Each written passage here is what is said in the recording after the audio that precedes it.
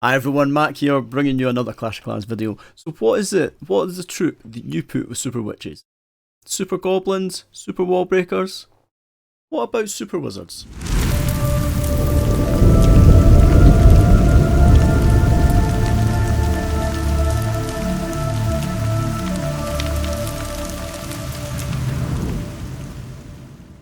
So today I'm over at usafam.com. They've just been playing it in the Clash Champs Cup, unfortunately coming slightly short against 11 original, but we've got a couple of really nice hits that I wanted to show you. Now, this is the hit that I wanted to start off with. This is what I was talking about in our introduction. We've got Super Witches there, and we've combined them. Edgewall's coming in on Master Tom, he's combining them with Super Wizards, which I've never seen before. This is a really strange approach. And to make it even more interesting, we're going to put this on double time for just now. You can see there, he's got a Warden Walk starting up at 12. There's no zaps or anything here. He's going to Warden Walk straight at the Town Hall. And this takes a long time. And I streamed this, and on the stream, we're all saying there is no way that this is going to not going to time fail. But look, his Warden goes in, working through, eventually starts on the Town Hall. And then over at 3 o'clock we'll start to see the other side of these troops coming down. So it is a Super Witch hit, but those Super Wizards in there just to kind of add some extra punch to it. Now you can see the Warning's getting really low, but he holds his nerve, doesn't use a rage spell on the Warden to keep him up. Gets those Super Witches down, puts one Super Wizard with them, then puts the others far away from the Witches. The Witches and the big boys are drawing all that attention off the Eagle, so it's keeping his Super Wizards as far away as possible. And nice rage up in the middle there.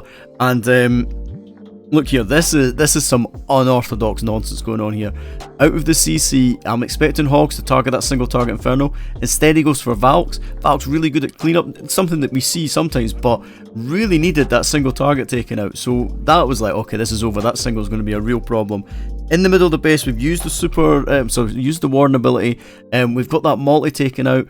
The Super Witches are able to reach the scatter shot, and we throw the Royal Champ down to support the Valks down at 6 o'clock position, right at the bottom of the base. And we've got those two jumps there to push all the troops into this back compartment. So Royal Champ's about to use her ability in a second, gets through that Tesla farm nice and easily, gets her back up to full health. The healers have abandoned any useful troops and are healing up a big boy right at the back. This is madness. A lovely freeze at the back end there. The Royal Champ is still there. These Super Wizards are still alive and getting some really nice chain value, and that's what makes the difference here. That's what allows this to keep going. And despite the fact that that this is using Super Witches and we've got such a slow hit, we use a couple of balloons here to tank for the Royal Champ to allow her to get into the Infernal Tower, perfectly timed. And look at that, it's a 3-star. And we'll go back, I just want to show you when that first troop goes down. Look how much of this attack he's got left. The Warden goes down at 256, he had 4 seconds left. For a Super Witch attack, that's a ton of time that he had there. So 11 Original had a slightly different approach to Hybrid in this war, and it's a really interesting tactic. I'm not sure if it's something we're going to see a little bit more. You see, it starts off fairly standard. We've got the Queen charged down the bottom there, a couple of sneaky Goblins in just to sort the pathing out for the Queen. We use the Super Wall Breaker there to open up, and we're targeting that single target Inferno. Always risky to target the single target Inferno with a Queen charge, but it gets through okay. But look where the CC is. The CC is way over at 3 o'clock, but it's reachable. You could drop a Hog down there, draw out all the troops, send them over towards the Queen. Queen can deal with them. But Master Tom comes up with a slightly different solution to this. So the Queen's under a lot of heat here. There's just getting through the King at the moment. We've got like 3 bits of point defense on, so we've got it nice and raged up, but we're getting through there okay. And look at the count on the troops here as well. 16 miners, but only 8 hogs. So we've also obviously going to have some hogs coming out of the siege barracks as well. See that second Super Wall Breaker? We can see where we want the Queen to go. We want her to loop around and target that scatter shot over at the 8 o'clock side. So she's not targeting the Town Hall. Now you can see a couple more Super Goblins going down over at 3 o'clock. An Ice Golem in the siege barracks finds the Tesla farm, and then we're using the King plus a poison and the King's ability to target that CC. King draws out the CC. He's tanky enough, he can get through those headhunters, kind of swags the king in the end. He does sort of die off. And now you can see we just one finger drop all the miners in. Some move up towards the top, but actually we've got enough of them going into that town hall that we get that nice pathing going in. Royal Champ in there as well, and then the warden ability to protect them through the blast. Queen is doing fine over at 9 o'clock, and then you can see that coming out of the CC, we've got these hogs, the P.E.K.K.A.'s still up, and we're targeting that single target Inferno. So actually the main concentration of the hybrid is in the middle, and we're just letting a small band of hogs just loop around the top and meet up again with these troops. Because we've got this sort of channel section in front of the eagle, which is allowing, which is forcing those miners and hogs back around to join up with the hogs. Queen is still going. She's kind of out of the attack now, but she's got her ability there, and she's doing some useful wall breaking there. Those walls are dangerous, but this base is crushed. And 11 original did this style of attack 3 times, where they used a hybrid to just rip apart a base and ignored the CC and just let the main hybrid push deal with the CC, or the king and a poison deal with the CC. Really interesting. So this is RJ from USA Fam coming on dubstep, and we've got, this is kind of USA Fam's signature move here. We've got these zaps. Now we've spread the zaps out. The main target's the Inferno Tower, but we've spread them out. We've got both sweepers dealt with. Real problem for dragons. And then we're just throwing that quake down at the end just to get some health off that expo that's sitting in the middle as well. You can see over at the 1 o'clock there, we've got a sneaky goblin down, creating a funnel, using sneaky goblins to create a funnel all the way around. And actually the funnel on the 3 o'clock side, it's not so great. We lose about 5 dragons and a bunch of balloons over to one side. Blimps coming over the top, dragons under rage, and we've used the Grand Warden ability. Now this gets all the way through and just makes it to the town hall. We had this happen a couple of times, and the blimp wasn't so lucky. We end up USA Fam got a 1-star unfortunately with one of their hits, and it was the tornado trap catching out that blimp. You see this blimp worked really well. We've got a nice spread of the dragons here. The main push of the dragons is down the bottom. We use a lovely freeze over the queen, and it really is at this point we're just relying on using those spells as we need them, kind of going with knowing these troops as opposed to any particular set out plan, if that makes sense.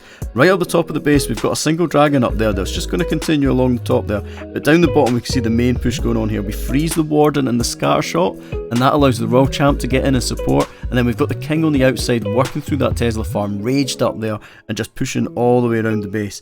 Now there's 1 freeze left and we've got 1 single target Inferno, so you know that that's what we're going to be freezing.